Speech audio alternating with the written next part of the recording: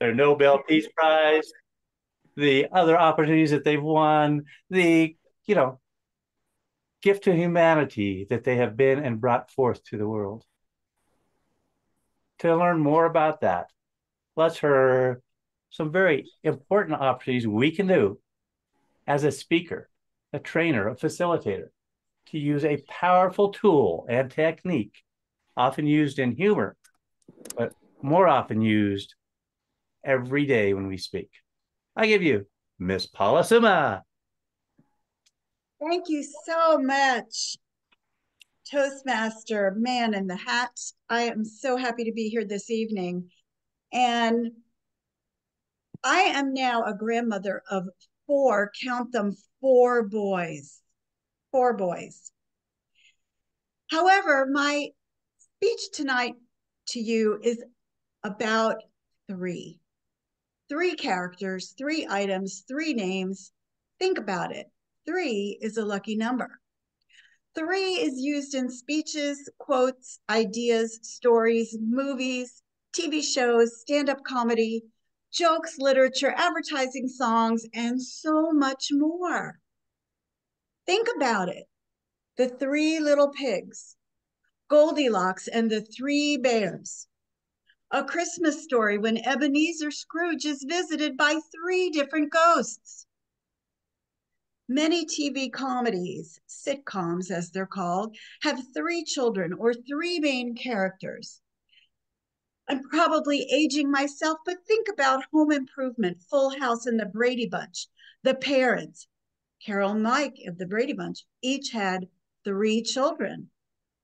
You know, remember the Brady Bunch squares that we so love and we're so used to now on Zoom?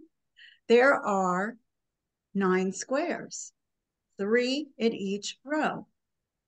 There's again the rule of threes. Three children from Carol, three children from Mike, Mike and Carol, and of course, what was their cook and nanny and maid's name? I can't remember, but she was in there too. Do you remember Three's Company? All right. So I'm aging myself, but you get the point. Faster than a speeding bullet, more powerful than a locomotive, able to leap tall buildings in a single bound. It's a bird, it's a plane. It's,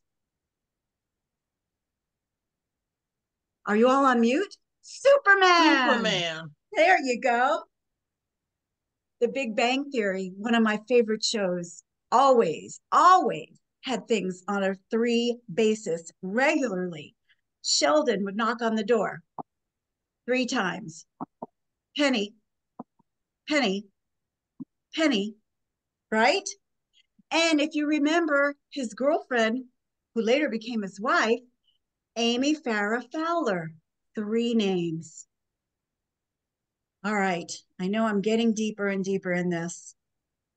I remember watching NCIS. There was always a third when they talked about people, Director Vance, McGee, and there's always a third when they would ask for a quote. They even said in one of the meetings, in one of their episodes rather, Director Vance said, and the third? And McGee said, how did you know there was a third? And Director Vance said, there's always a third. So, aside from using three as a plot or a premise of a story, it's used more and more frequently and powerfully in so many scripts, in the movies, in comedy shows. Usually, as we know, as we are, find your funny, there's a rule of three, and sometimes it's called 1-2 funny. So you talk about two normal elements are used to establish a pattern, and then a third is added that adds a twist or a bang or a funny. So remember, three is a powerful way to grab and hold people's attention. Keeping it to simply 3 elements, the speaker can organize and deliver information filtered down to a short list. And because three is the smallest number that is required to establish a pattern. When you're listening to a speech, do you want to hear, I went to the movies, I went to the store, then I went shopping, then I did my laundry, then I came home, then I did dinner, and now I'm finally taking a nap. No, that's too much information. You can shorten it by I did everything I needed to do. I made sure I went to the grocery store. I did my laundry, and now I finally get to take a nap. There's three. So with the first item, you're establishing the pattern.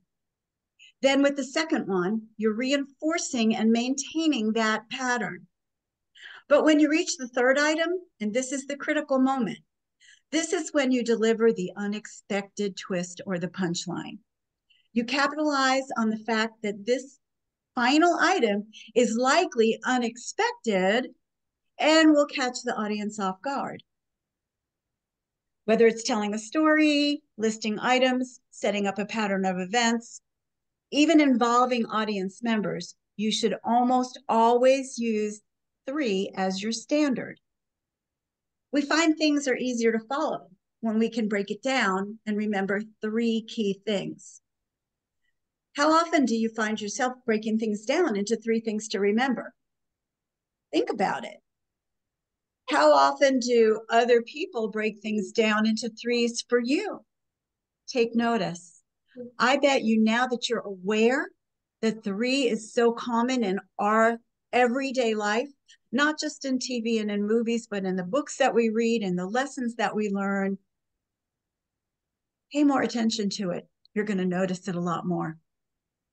Most people like to laugh, right? We all love to laugh. That's why we're here. And some people like to tell jokes, but not everyone's good at telling jokes.